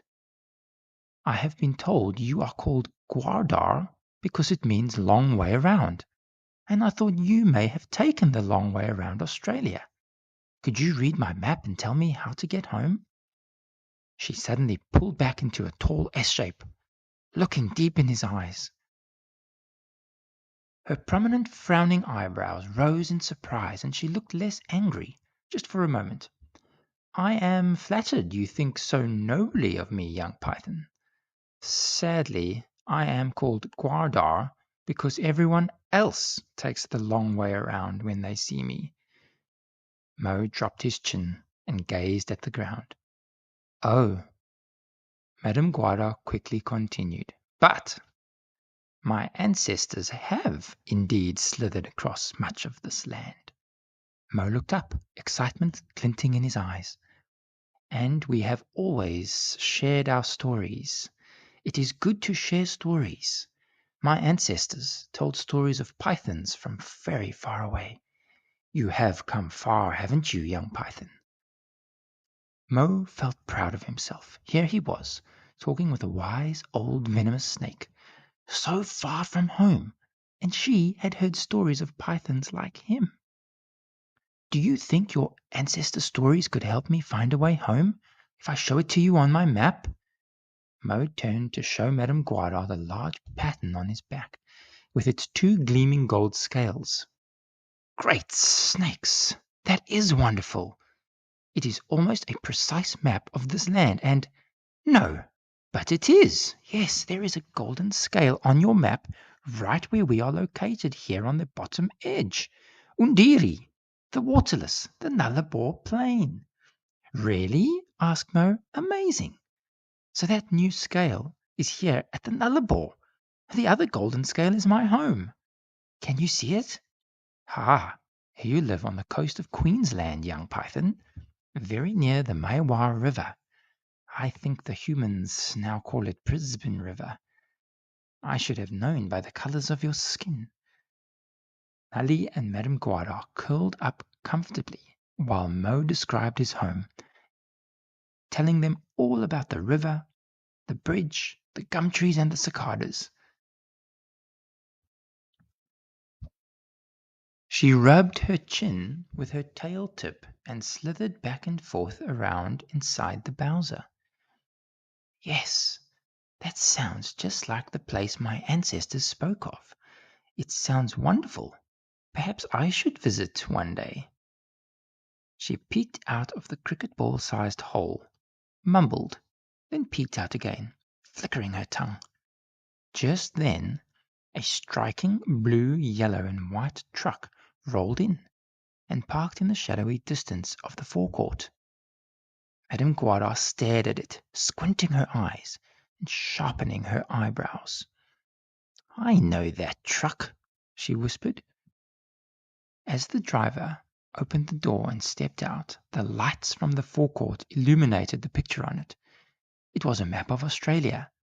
I've got it, she hissed, slithering over to the friends. You two have shown great bravery and kindness by coming to see me, she continued. It would be an honor helping you get home. Mo was elated and coiled around her, hugging with a python squeeze. Thank you, madam. Nelly thought he saw a tiny smile appear around her lethal lips, but it was soon gone, and her frown returned sharp as ever. Move aside now so I can show you the plan, she hissed. She had a reputation to keep and couldn't risk being seen gushy and emotional by any rodents hiding in the shadows. She ushered them to the hole and pointed her tail towards the truck. You will need to climb into that truck tonight before it leaves. It has a picture of a map like yours on its door. So you can see where it makes regular stops, am I right? Asked Mo. You're right. And if I'm right, one of the stops is a place not far from your home bridge. When the driver is ready to go, she'll come out and give each of the truck wheels a little kick to check if they're properly inflated. That'll give you time to get over there and hide under it. Mo looked at Nully, eyes wide in excitement. He nodded at Mo with a wink. Using her tail, Madame Guada pulled his face towards hers, looking deep in his eyes. But you must climb into the cab and hide under the seat when the human opens the door. When you smell you are close to home, you will have to press the brake pedal in the footwell to stop the truck. The driver will not know what is happening and will have to open the door to jump out and check the brakes. That's when I jump out and slither home. Yes, you are a smart one, she smiled. Mo nodded. He remembered the pedals in the footwell of Susie's Subi well. Madame Guardar let out a long sigh. I think that's enough socializing for one night, she moaned. I'm off to sleep. And with that, she slithered back into the darkness of the Bowser. Good night, gentlemen, she whispered. Good night, Madame Guardar, and thank you, replied the friends. Still in shock that they had just made friends with one of the world's deadliest creatures, they curled up just in front of the hole, keeping a close eye on the truck resting in the shadows. Nelly tried not to show it, but he kept one eye aimed at the back corner as well. Ghostly clouds crossed in front of the moon like sheep with steel wool fleeces, both dark grey and shimmering silver at the same time. The wind herded them away from the coast towards the outback. Mo dreamed of what it might be like there. Mesmerized by the rhythm of the clouds and the trucks rumbling in, Nelly fell into a deep sleep. He awoke with a start as a truck honked its horn. Mo, my fella, the moonlight is bright enough for me to find a safe spot to spend the night. I am falling asleep and I don't want to wake up here with Madam fanging for a feed, if you know what I mean. Nelly, I can't thank you enough for all you've done, said Mo. You are the bravest friend I could have ever hoped for. Thank you, fella. You freed me from my fears and showed me what I'm really made of. Spiky scales and rescue tails, laughed Mo. Nelly chuckled. Please bring your family to visit. I've got a lot more to show you here. And I need to introduce you to that odd mob we saw on the road sign. We'll be here, and I'll need another Mealga egg sooner than later. Nelly nodded. Not one for long goodbyes, and he gave Mo a wink. I pray you have a blessed journey home, Mo. With that, he scuttled out the hole, across the gritty ground, and disappeared into the dark shrubs. Mo set his gaze firmly on the truck in the shadows, recalling the nasty experience he had the last time he hitched a ride in one.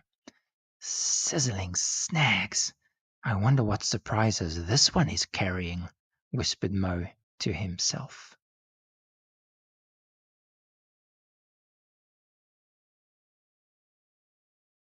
Chapter 10. Racers, start your engines. Mo didn't have to wait in the dark hole too long. Shortly after Nelly disappeared, he spotted the driver step out the roadhouse entrance and gaze up at the moon. It's time, Mo hissed, dashing out the hole onto the gravel. Ouch! I can't get used to this stuff. The driver began the walk slowly towards her truck, and Mo awkwardly began slithering across the small stones. The driver arrived at the door and began the ritual just as Madame Guardar predicted. She kicked the tires with her leather boots, then made her way around to the front to the next tire. Okay, Mo, pick up the pace now. You've got to get under that truck before she comes back around this side. His belly scales stung as they scratched and sketched a zigzag across the ground towards the shadowed truck. Suddenly he froze. He could finally make out in the dim light the large picture on the truck box. It was a blue racing car. He lay mesmerized, staring at it. Sizzling snags, I don't believe it. A racing car, just like Susie dreams of. And it has flames coming out the back of it, squealed Mo in excitement, thinking how he couldn't wait to tell Susie. This driver must like race cars too. He hadn't quite reached the truck when suddenly he spotted the dusty leather boots of the driver stomp round the front of the truck. No, you're here too soon, he cried. She opened the door and the engine roared to life. The headlights burst into brightness, and Mo was blinded for a moment as his eyes adjusted. I have to get in there or I won't be able to get off the truck. Mo leapt forward to climb in the cab undetected, but his scales couldn't grip the gravel properly, and he was moving forward too slowly, slipping and scratching his belly. He was one coiled leap away when the driver reached out to grab the huge door's handle. "Almost there!" Mo bellowed. The door closed. But Mo had come so far and learned so much about himself.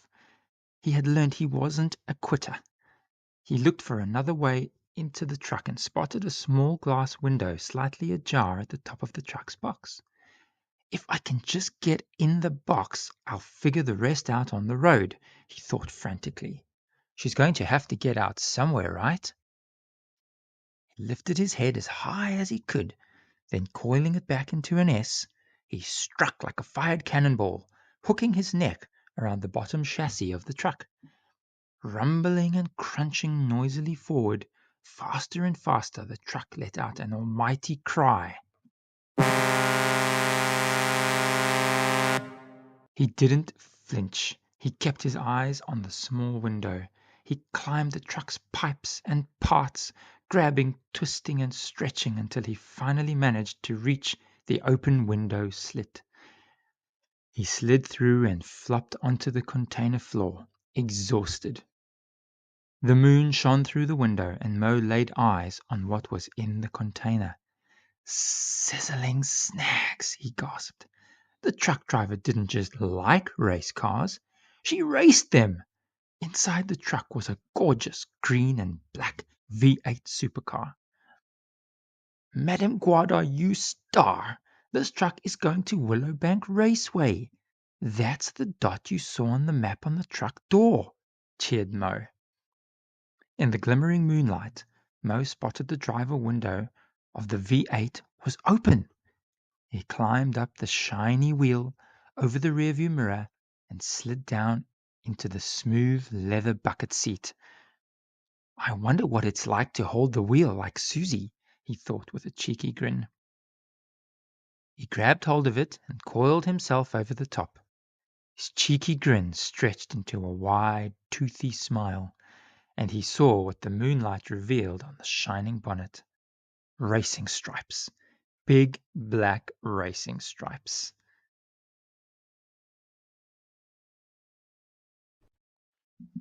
Snakebite, Chapter 11. Lead the Way. A miniature green pine tree danced as it dangled from the rear-view mirror of Mo's race car ride home. Mo lay coiled on the warm leather of the bucket seat, staring sleepily as it twisted and twirled. He flickered his tongue. "That little tree smells like frangipani flowers," he said to himself. He was taken back to the roof of the shed back home, thinking of the times he chatted to Ray and Leah. "I can't wait to tell them about my adventure," he smiled. Mo tucked his head under his tail and tried to imagine the new snakes he would meet around Australia. Would they all be as big as Madame Guadar, or bigger? Do they all have venom too? If there are ocean snakes, how do they swim, and what do they eat? He began to drift into a deep sleep. The truck rumbled and rattled. It clinked and it clanked. Mo slept and slept all through the day, through the night, and through the next day. He was having a pleasant dream. He was swimming with whales in Bilia, the ocean of the Australian Bight. Bubbles tickled and teased him. Suddenly the whales morphed into mice, dancing on the seed bucket back home in the shed. They were wearing frangipani necklaces, sticking their little tongues out at him. His instinct took over, and he started to slither towards them, flickering his tongue. The scent of frangipanis and fermented figs grew stronger. Then he detected passion fruit. The mice looked so plump and juicy. Without knowing, still fast asleep, he began to coil back. "Strike!" Mo flung off the seat and headbutted the steering wheel. Sizzling snags, what happened? He groaned, rubbing his head with his tail. I know that smell. Passion fruit, wet grass, gum trees, fermented figs. That's home! He shrieked in panic. I must have slept through the whole trip. Mo quickly slithered onto some tool shelves bolted to the wall below the ajar window. The truck was speeding along the well-lit highway. Up ahead, looking straight over the truck cab, he could see his bridge. He couldn't see any colored lights or lollipop humans. Darn! The roadworks are finished, he hissed. There's no way it's going to stop on the bridge. Suddenly he remembered how Susie would fling herself from her ironbark tree into the river. Could I do that? Jump from the truck into the river as we cross it, he thought. Fear froze him. But she's a water dragon. I'm not a water snake. I can't do it. He turned around to climb back into the window. He knew he had run out of time. All of his conversations over the last couple of weeks began flooding back to him. In his mind's eye, he could see and hear Hallie, Susie, and Leah speaking to him. First, Hallie flew through his mind. You're an intrepid explorer like your mother. Then Susie running through on her hind legs. With your courage, I would love you as my partner. You could press the pedals. Then Leah slithered in. You must do what your heart or skin tells you. He grinned, glanced back at his newest golden scale, and thought of his new friends. What had Nully and Madame Guada said to him? Nully ran into his mind's eye. You little ripper, you've come so far.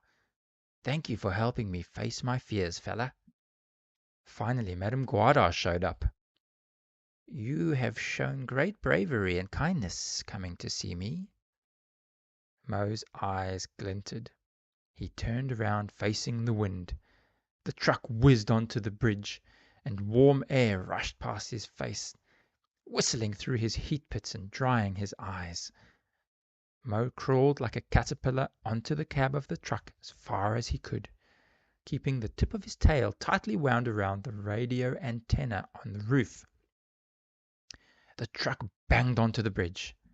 Mo could see the river reflecting the highway lights below. He pulled his body together, his coils tight and touching like a slinky. 3, 2, 1. Brave! He shouted.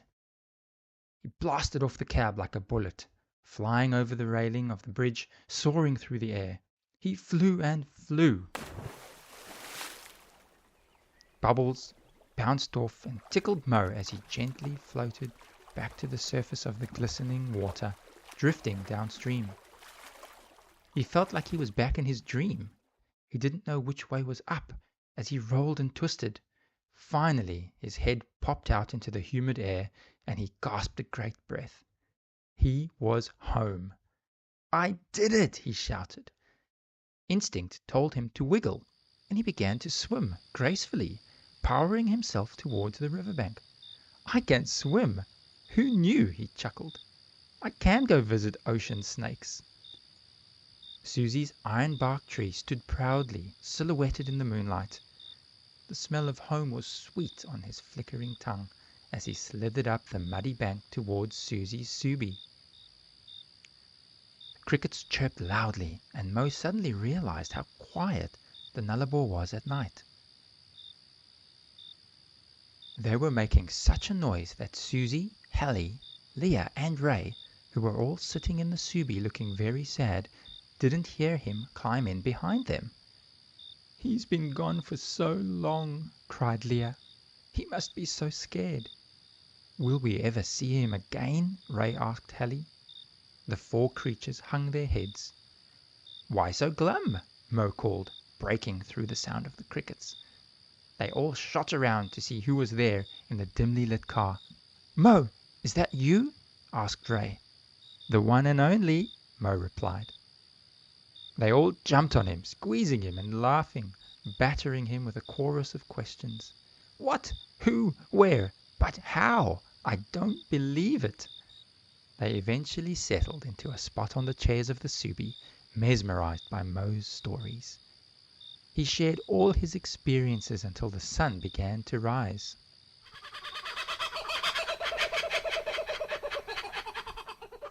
Hallie began to cackle without warning, signaling the dawn of the new day. Oops, sorry, I can't help it, she giggled. So, when do I get to meet a real sheep? Ray asked. They all laughed. We better get you back in the garage roller door, Leah, suggested Susie. The sun is coming up. Oh, but we must decide on our next adventure, complained Leah. Well, you said I should follow my skin, sis, said Mo. Maybe we should check the map. He turned around and showed the friends his back. They froze in shock. Oh my goodness, gasped Susie. There in the morning sun shone not one, not two, but 3 glinting golden scales.